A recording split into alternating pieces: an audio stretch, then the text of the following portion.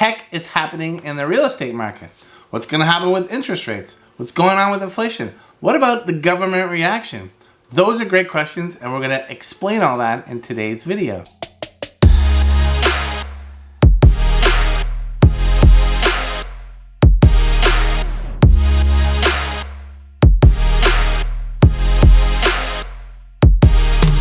So TRREB just released the numbers for March 2022. Sales are actually down 30%. So that's March 2021 compared to March 2022. New listings were down almost 12%, and therefore prices were up 18.5%.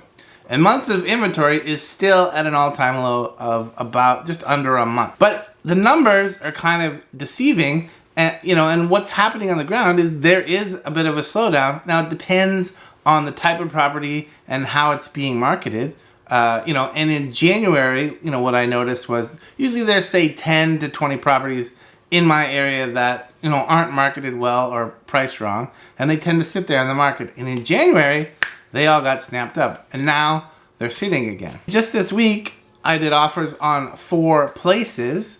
And two of those offers on bidding night had 12 offers, and the other 2 only had 1, my offer. So, that's what I mean. There's this kind of imbalance right now. So what is going to happen? That's, really the important question, and we need to talk about inflation, interest rates, and government reaction. Inflation is at record levels. That's not a surprise. And, partly that's due to free money that was out there, and partly it's due to supply issues and global events. But now, there also are some deflationary effects, right? So, used cars can't go up another 30%. I think they're either going to be flat or start coming down. Central banks are starting to unwind their balance sheets, so they're starting to sell bonds. So that's going to cause deflation. And governments are ending CERB payments. So that's also a deflationary effect. So what's going to happen with interest rates?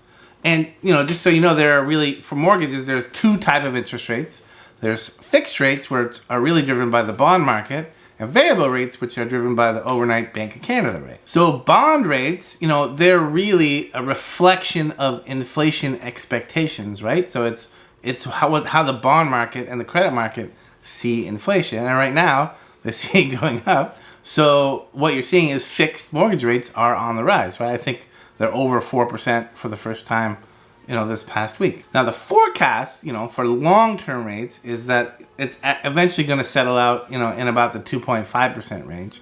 But we will see, this short-term spike. We shouldn't get too hung up just on rates because it's really about the credit market in general. And right now what you're seeing is it's shrinking of the credit market. So what that means is, banks are tightening their credit policies, right? So before, if you could get, say an exception, you didn't quite meet the ratios, now you won't get that exception. So they're shrinking the available credit that's out there. Variable rates are controlled by the Bank of Canada. That's the posted rate that they post out there. And in the short term, listen, they're coming up.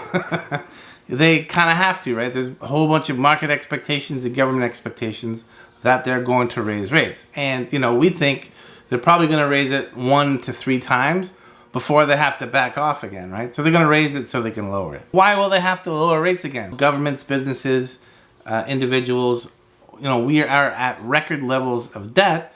And if they increase the cost of that debt, you're going to see a pullback in spending. And dare I say, we could be headed for a big R recession, which they want to avoid. So that's why they're going to lower rates again. Canada has led the G7 in terms of immigration. It is a source of employment and output, right? So it's a big part of our economy now.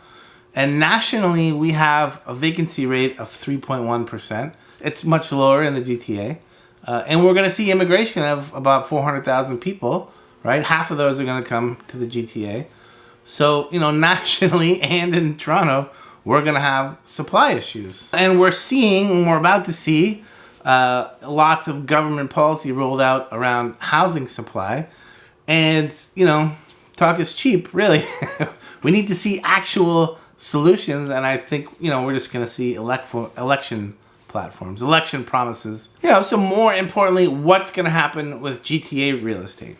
And, you know, listen, I think there's going to be a pullback in Canadian real estate. It's going to take a hit.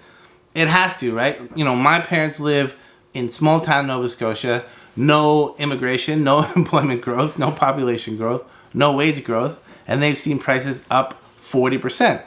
That's gonna take a hit, right?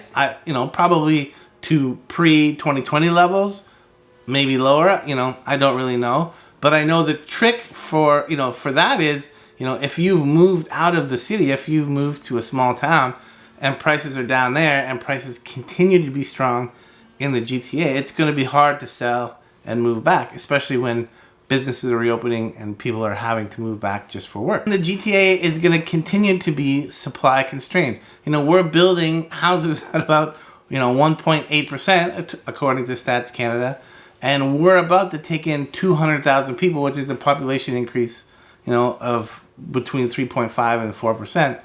So we're just not going to be able to keep up with the number of people that are moving to the city. In the short term, it would be great, I think, if we came back to, you know, some kind of balanced market. And I feel like for some properties we are. We're in a position where buyers actually have a good shot at getting properties with reasonable conditions. So now is actually a great time to buy.